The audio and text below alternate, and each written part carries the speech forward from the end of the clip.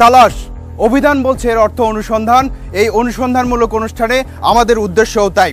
ঘটনার পেছনে অনেক ঘটনা থাকে, আমাদের নজর থাকবে সেই পেছনের বিস্তারিত ঘটনার দিকে।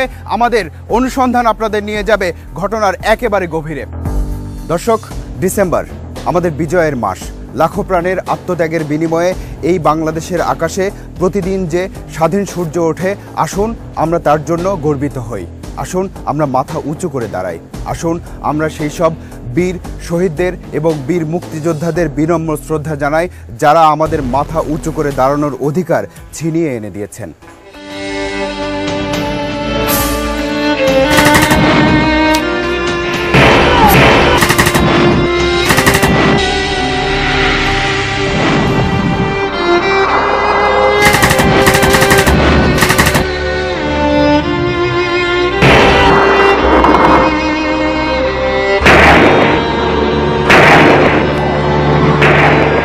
চার দশক হয়ে গেল স্বাধীনতার। সঠিক ইতিহাস, স্বাধীনতার বিকৃত ইতিহাস, এসব নিয়ে কথা হয়েছে অনেক, বলতে গেলে গত 4 দশক ধরেই। কিন্তু এখনও কি কেউ সঠিকভাবে বলতে পারবে এদেশে মুক্তিযোদ্ধার সঠিক সংখ্যা কত? বিভিন্ন সময় বিভিন্ন রকম সংখ্যা কেবল গোলক ধাঁধায় বাড়িয়েছে।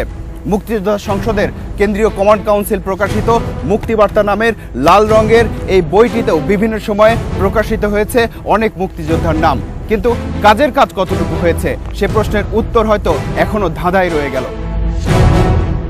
স্বাধীনতার পর থেকে এ পর্যন্ত মুক্তিযোদ্ধাদের 5টি তালিকা করা হয়েছে। প্রথম এ কাজ করে মুক্তিযোদ্ধা কল্যাণ ট্রাস্ট। তাতে মুক্তিযোদ্ধার সংখ্যা ছিল 69,833। 1986-87 সালে এরশাদ সরকারের করা তালিকায় মুক্তিযোদ্ধার সংখ্যা বেড়ে গিয়ে দাঁড়ায় 1,02,458 জন। 1994 সালে বিএনপি সরকারের আমলে মুক্তিযোদ্ধা সংসদের যে ভোটার তালিকা ছিল তাতে এই সংখ্যা 86,000। 1998 থেকে 2001 সাল পর্যন্ত সময়ে মুক্তিযোদ্ধা সংসদ কেন্দ্রীয় কমান্ড কাউন্সিলের মুক্তিবার্তায় এই সংখ্যা গিয়ে ঠেকে 1,54,000-এ এবং 2001 থেকে 2006 সাল পর্যন্ত বিএনপি জামায়াত জোট সরকার প্রকাশিত গেজেটে মুক্তিযোদ্ধার সংখ্যা বাড়তে বাড়তে 2,10,581 জনে গিয়ে ঠেকে। এ প্রক্রিয়া শেষ হয়নি এখনো। স্বাভাবিকভাবে প্রশ্ন আসতে পারে, কোন বিবেচনায় হেরফের হচ্ছে মুক্তিযোদ্ধার সংখ্যায়, এর শেষই বা কোথায়? যেহেতু মুক্তিযুদ্ধের কোনো সংজ্ঞা নাই, শহীদদের কোনো সংজ্ঞায়িত করা হয়নি, সো এখানে আইনের ফাঁকফোকর বা অথবা প্রশাসনের দুর্বলতার কারণে অনেকের নাম ঢুকে যেতে পারে। আমরা কিছু কিছু ক্ষেত্রে এনএসআই দিয়ে পরীক্ষা নিরীক্ষা করাচ্ছি, কিছু কিছু ক্ষেত্রে ডিজিএফআই দিয়ে কিছু করাচ্ছি। আশা করি এটা হয়ে যাওয়ার পরে অনেক অটোমেটিক অনেক ঝরে পড়বে। এই মুক্তিযোদ্ধাদেরকে নিয়ে আর মনে হয় এই তামাশা না হলে ভালো। গত 4 দশকেও এদেশে মুক্তিযোদ্ধাদের যথার্থ তালিকা না করতে পারার ব্যর্থতার বিপরীতে সুযোগ সন্ধানীরাও যে সে সুযোগ নিতে ব্যর্থ হয়েছে এ কথা বলা যাবে না।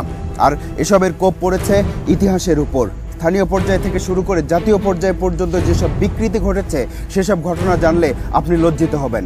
আপনি লজ্জিত হবেন কারণ স্বাধীনতার জন্য আত্মদানের ইতিহাসটা আপনি জানেন।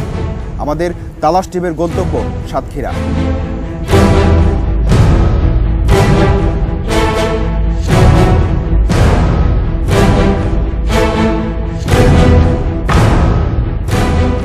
জেলা প্রশাসকের কার্যালয়, শহীদ মুক্তিযোদ্ধা স্মৃতিস্তম্ভ। যারা সত্যিকারের ইতিহাস জানেন এবং এক এক করে নামগুলো পড়েছেন তারা কষ্ট পেয়েছেন, কারণ শহীদ মুক্তিযোদ্ধাদের নামের এই ফলকে অবলীলায় ঢুকে আছে 6 জন অমুক্তিযোদ্ধার নাম।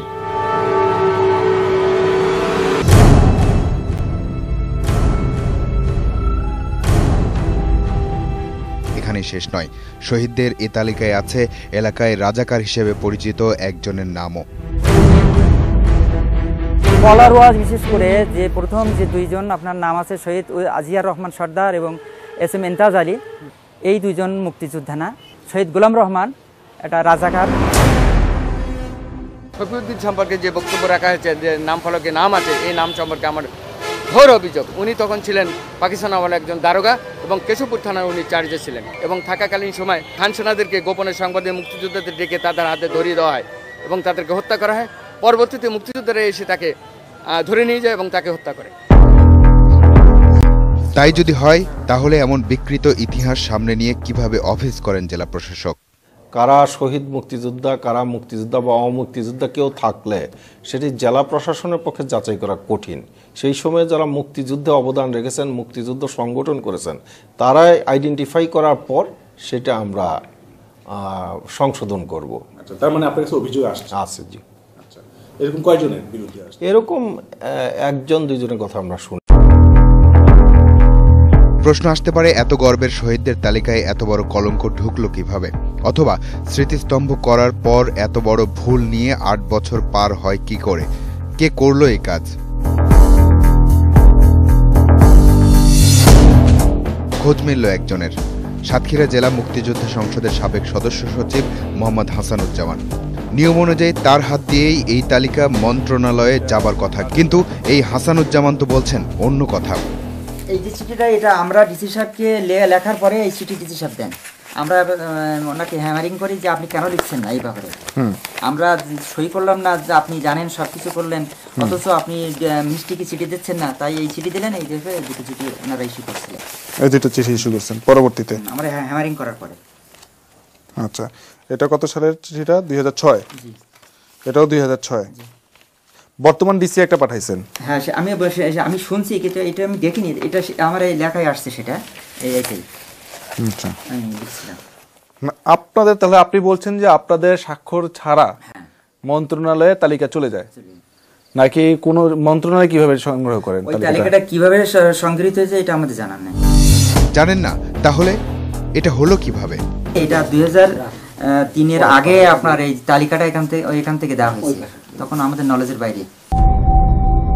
গোপনীয়তা মানেই রহস্য। সে রহস্য উদ্ঘাটনে তালাশ টিম ছুটল কলারোয়া থানায় মুক্তিযুদ্ধকালীন কমান্ডার আব্দুল গফফারের কাছে।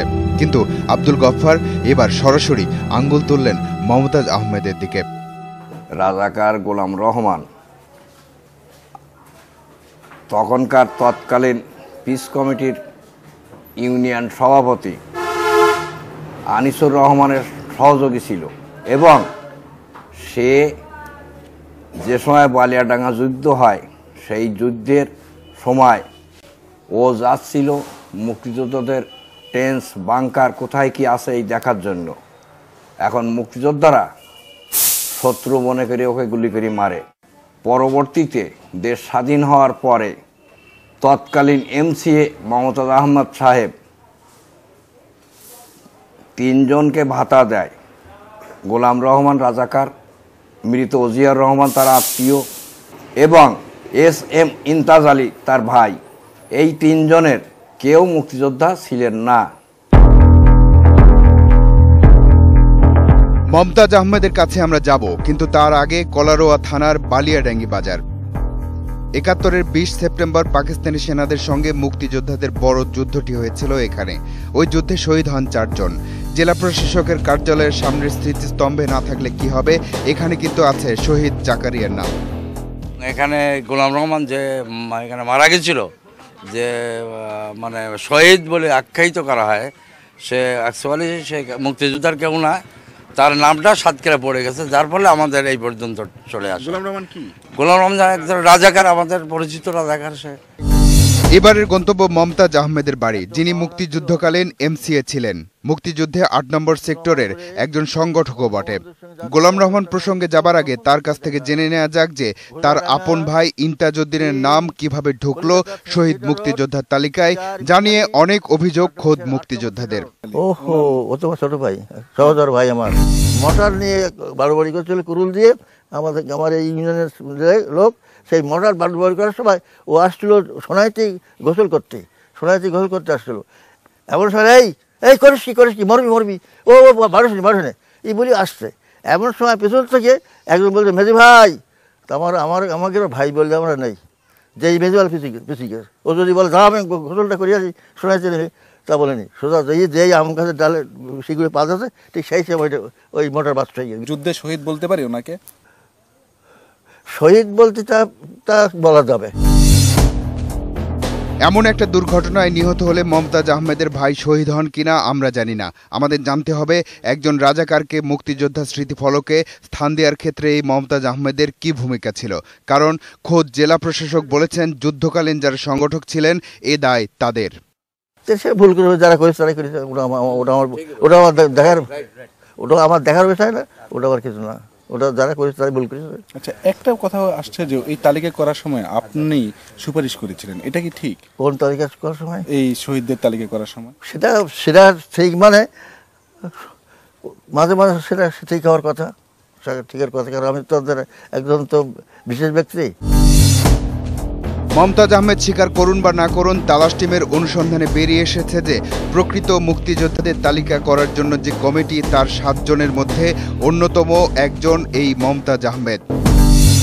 এই গোলাম রহমানকে নিয়ে আমাদের অনুসন্ধানে যা বেরিয়ে এসেছে তাতে অনেক কিছুই এখন হয়তো পরিষ্কার আপনাদের কাছে।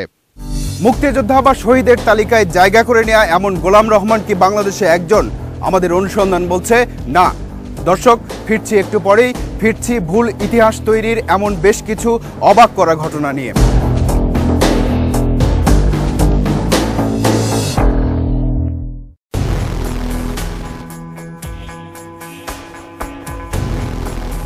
এবার আপনাদের পরিচয় করিয়ে দিব সাতক্ষীরার তালা থানার আব্দুস সোবহান বিশ্বাস, শুকুর বিশ্বাস আর সদর থানার জালাল উদ্দিনদের সাথে। দেখুন ঘটনা কিভাবে সময়ের পরিবর্তনের সাথে সাথে নাটকীয় মোড় নিচ্ছে।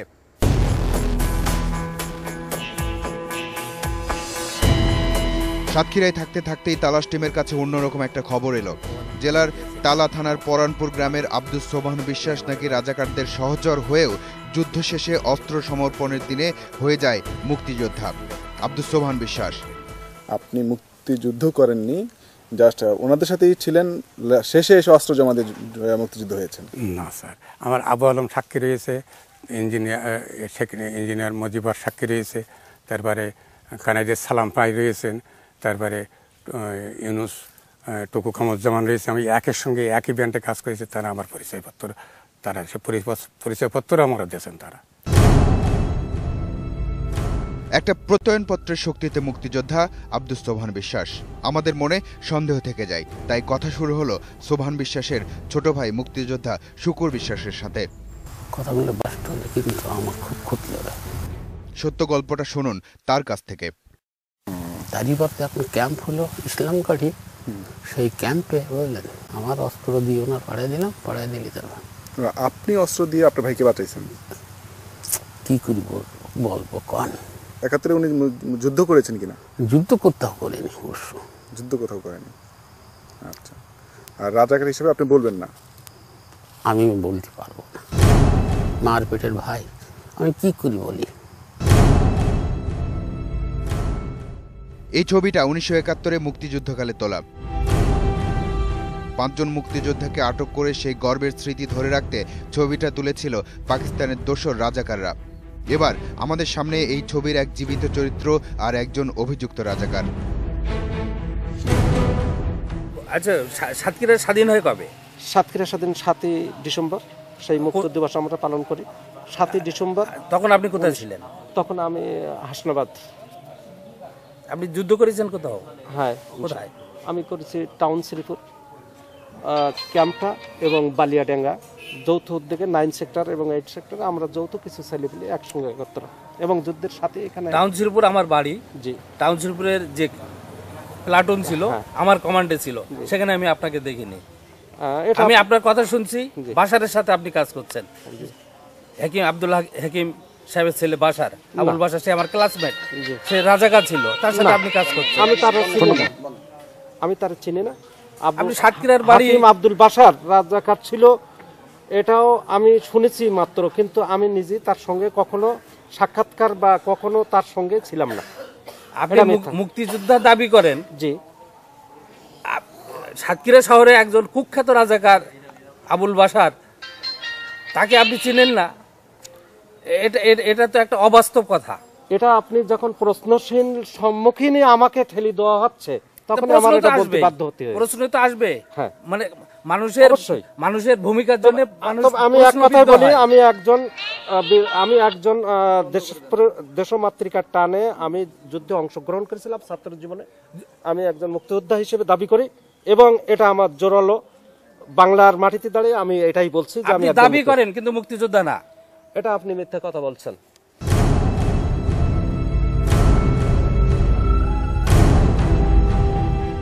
ইতিহাস কি তাহলে স্বজনপ্রীতি দেখানোর জায়গা? এ প্রশ্ন মনে রাখুন।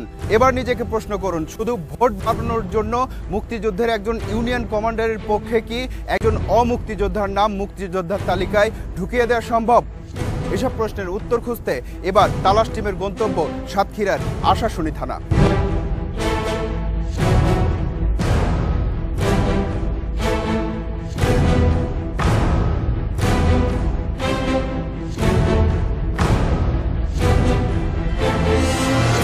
শেখ আরব আলী কাগজ কলমে একজন মুক্তিযোদ্ধা, কিন্তু মুক্তিযুদ্ধের মতো গৌরবের অংশ হিসেবে নিজেকে দাবি করলেও যুদ্ধে নিজের অংশগ্রহণের কোনো স্মৃতি মনে করতে পারছেন না তিনি। স্মৃতি কোলবনি যুদ্ধের স্মৃতি বলা যাবে।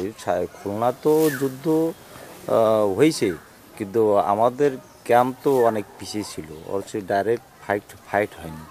হ্যাঁ, যার আগেই স্বাধীন হয়ে গেছে খুলনা। এসব নথিপত্রের মুক্তিযোদ্ধাদের ঠিকই চেনেন স্থানীয় লোকজন। তারা যে কোনভাবে কি ঢুকলো সেটা আল্লাহ জানে, আর তারাই জানে, আর কমান্ডারই জানে। আমাদের অরিজিনাল মুক্তিযোদ্ধারই কাছে টাকা নিয়েছে 6,000 কোটি টাকা, 3,000 আরো বাড়ি নিয়েছে 3,000 এবং ওই কমান্ডার নিয়েছে 3,000। এই যে ভাতার টাকা 1 কিলোমিটার 10,000 না 12,000 টাকা দিল। এইটা তো আমার বিরুদ্ধে এর জন্য তো অভিযোগ। আমি তো আমি কসম খাইছি যে আমার কখনো এই আমার লোম খাওয়া ধরছে কোন একটা মুক্তিযোদ্ধা হতে পারবে না, লক্ষ টাকার বিনিময়ে না। যার সুপারিশে মুক্তিযোদ্ধা শেখ আরব আলী সেই কাসেদ মালঙ্গি এবার হাজির দৃশ্যপটে। অভিযোগ আছে কমান্ডার নির্বাচনে নিজের ভোট বাড়ানোর জন্য শেখ আরব আলীকে মুক্তিযোদ্ধা বানিয়েছেন তিনি। এবার আর কিছু বলার নেই কাসেদ মালঙ্গির। ওনারা আজকে তো আমার অভিযোগ করছেন মুক্তিযোদ্ধার না, সেটা আমারটা প্রমাণ দিলাম। ওনারা এদেরকে করলেন 10 জন, কিন্তু ওই সময় ওনারা তো আমাকে তো কত নম্বর সিরিয়ালে রাখছেন? এই যে 8 জনের ভিতরে ওনারা তো আমার 5 নম্বর সিরিয়ালে রাখছেন। আচ্ছা, এখন এইখানে স্বাক্ষরটা তো উনি করছিলেন। এটা তো আপনার স্বাক্ষর তো? হ্যাঁ।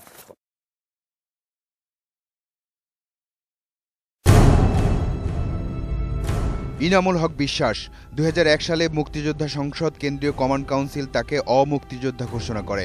আদালতে যান ইনামুল, আদালতের রায় বিপক্ষে যায় তার। তারপরেও 2010 সালে মুক্তিযোদ্ধা সংসদের জেলা কমান্ডার নির্বাচিত হয়েছেন তিনি। আমি মুক্তিযোদ্ধা না হলে সাতক্ষীরার একটাও মুক্তিযোদ্ধা নেই। আমি মুক্তিযোদ্ধা না এটা বলার অধিকার আপনার নেই। এটা আমি বলছি না, এইটা আমি সেন্ট্রাল কমান্ড কাউন্সিলকে বলে আদালতে কেস করি। আপনারা কিরা কি বুঝিয়েছে? আপনি না না না, আমি বুঝে যাচ্ছি না। আমি আপনার কাছে আমি বুঝি হয়েছে নইলে এত খবর আপনি জানার কথা। সাতক্ষীরাকে পুরো বাংলাদেশের একটা ছোট্ট দৃশ্যায়ন ধরে নিলে বড় ছবিটা আরো বেদনার হবে। বেদনা আরো বাড়বে যদি জানেন নামের আগে শহীদ খেতাব জুটেছে, কিন্তু বেঁচে আছেন কেউ কেউ, এবং খোদ কোনো মুক্তিযোদ্ধায় ভিন্ন ভিন্ন পরিচয় নিয়েছেন একাধিক খেতাব।